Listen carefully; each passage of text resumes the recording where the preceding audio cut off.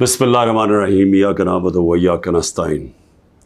میرے پاکستانیوں، میں ابھی رات کے تقریباً 12 بجنے لگے ہیں، تو میں آپ کے سامنے صرف مختصر بات کرنا چاہتا ہوں، اور وہ بات ہے یہ جو سارا توشہ خانہ کا ڈرامہ چل رہا ہے۔ تو میں یہ واضح کر دوں کہ یہ ضروری آپ کا سمجھنا ہے کہ توشہ خانہ یہ ہے کیا۔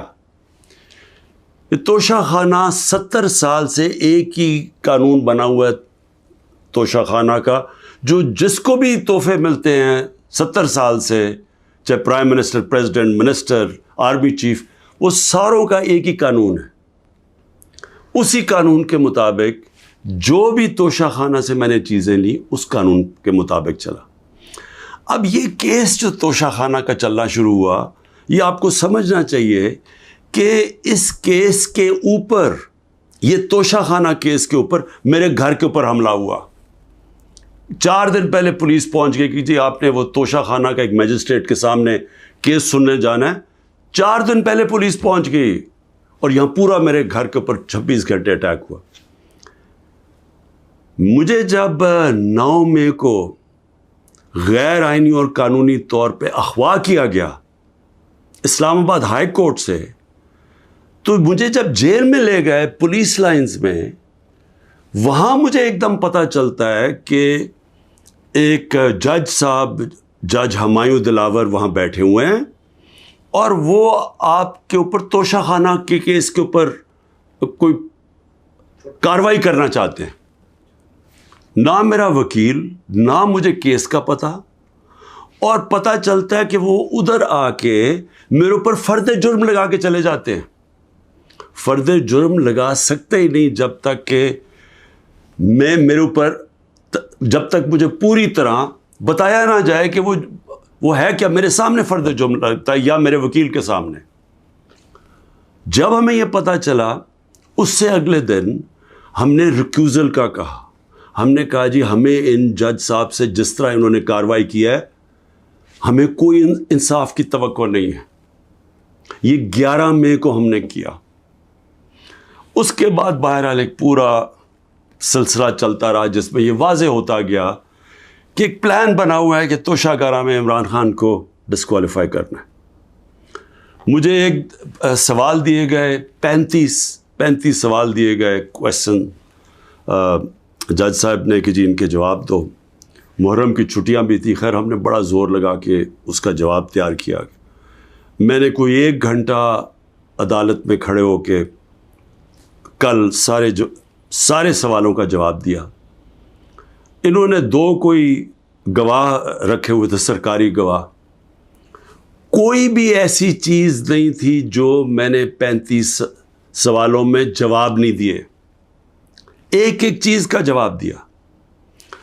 اور ایک جگہ جو یہ بات کدھر پھنس رہی تھی جی، کہ آپ نے جی یہاں توشہ خانہ نہیں لکھا، یعنی ہم نے سارے پیسے سب ڈکلیئرڈ تھے، جتنے توشہ خانہ کے پیسے تھے بینک میں ڈکلیئرڈ تھے، وہ سارے میرے الیکشن کمیشن کے سامنے ڈکلیئرڈ تھے، وہ میں جو ایف بی آر تھی اس کے سامنے ڈکلیئرڈ تھی، ویلتھ ٹیکس میں ڈکلیئرڈ تھا، سب کچھ ڈکلیئرڈ ہے۔ ایک جگہ پہ کہتے جی یہ پیسہ تو ہے، لیکن یہاں اس کے اوپر توشہ خانہ نہیں لکھا۔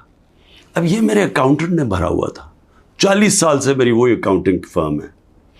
تو میں نے اپنے گواہ میں لکھا کہ یہ اکاؤنٹنٹ کا کام ہے آ کے آپ کو ایکسپلین کرے، پیسے تو ہیں کہ جی اس نے توشہ خانہ پیسے کے آگے لکھا یا نہیں لکھا۔ حالانکہ وہ اکاؤنٹنٹ کلیئر ہے کہ قانونی طور پہ اس نے ٹھیک کیا، اب وہ اکاؤنٹنٹ نے آنا تھا۔ آج پتہ چلتا ہے جج صاحب کہتے ہیں جی 1 گھنٹے میں گواہ کو پروڈیوس کرو۔ گواہ راستے میں ہوتا ہے، کہتے اب ہم نے کینسل کر دیا، اب کوئی گواہ آپ سامنے نہیں لا سکتے۔ میں یہ سوال پوچھتا ہوں، یہ کوئی ملٹری ٹرائل ہو رہا ہے، میرا رائٹ، میرا حق ہے فیئر ٹرائل کے لیے، یعنی ایک دم گواہ کینسل کر دیے۔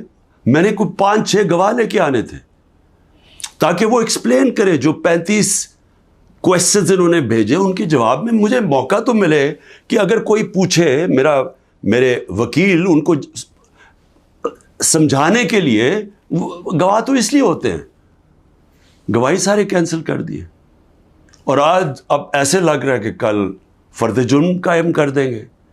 یعنی مجھے سمجھ نہیں آ رہی کہ یہ جلدی اتنی کیا ہے. کیا کل 2 دن، آج گواہ آ جائے، کل گواہ آ جائے، اس کے بعد پھر آپ نے جج صاحب فیصلہ کرنا ہے وہ آپ نے کرنا ہے. لیکن مجھے تو موقع ملے کہ ہر دنیا میں ایک موقع ملتا ہے انسان کو فیئر ٹرائل کا، وہ مجھے موقع دینا چاہیے.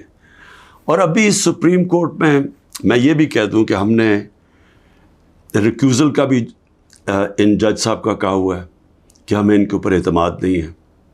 وہ پڑا ہوا ہے اسلام آباد ہائی کورٹ میں. وہ اسلام آباد ہائی کورٹ بدقسمتی سے فیصلہ نہیں کر رہے چیف جسٹس صاحب.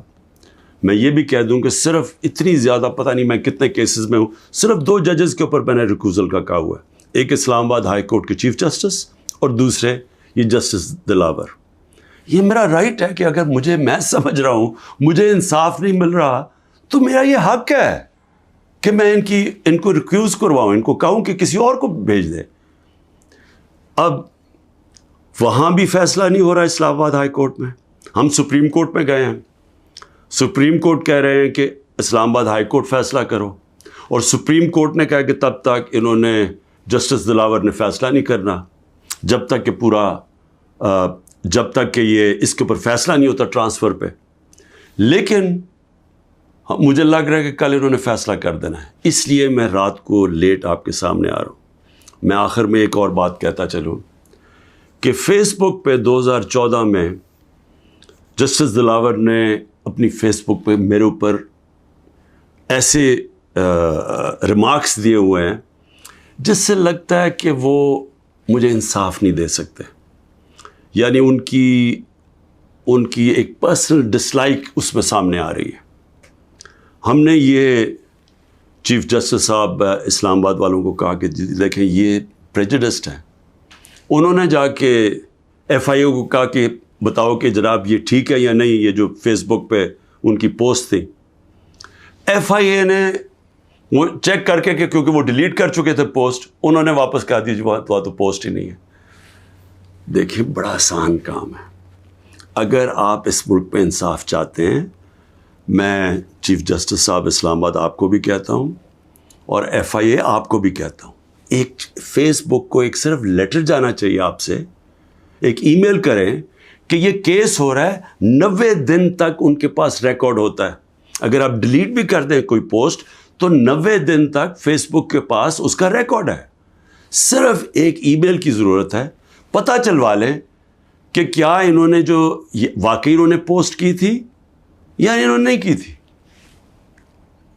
آدھے گھنٹے میں سارا اس کا پتہ چل جائے گا کہ کیا جسٹس دلاور نے واقعی وہ میرے اوپر جو بڑی ان کا مائنڈ شو کرتا ہے کہ وہ شاید میرے سے انصاف نہ کر سکیں، وہ پوسٹ میں ریفلیکٹڈ ہے.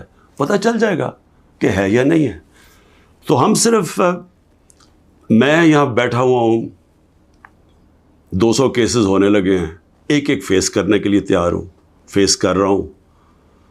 پچھلے 2 مہینے میں 350 عدالت میں کیسز کے اندر میری پیشی ہو چکی ہے. 350، یہ بھی ریکارڈ ہے. میں آگے بھی تیار بیٹھا ہوں، لیکن صرف یہ چاہتا ہوں کہ انصاف ملے. اور انصاف ملنا کوئی مشکل کام نہیں ہے. اگر صرف مجھے یہ موقع دیا جائے کہ اگر میں یہ سمجھتا ہوں کہ کوئی جج میرے سے انصاف نہیں کر رہا تو یہ میرا حق ہے کہنا کہ جی ٹرانسفر کر دیں کیس کسی اور جج کو. تو میں ابھی بھی امید رکھتا ہوں کہ کل فیصلہ کرنے سے پہلے اسلام آباد ہائی کورٹ اور سپریم کورٹ میری بات سنیں گے تاکہ مجھے فیئر ٹرائل مل سکے. شکریہ.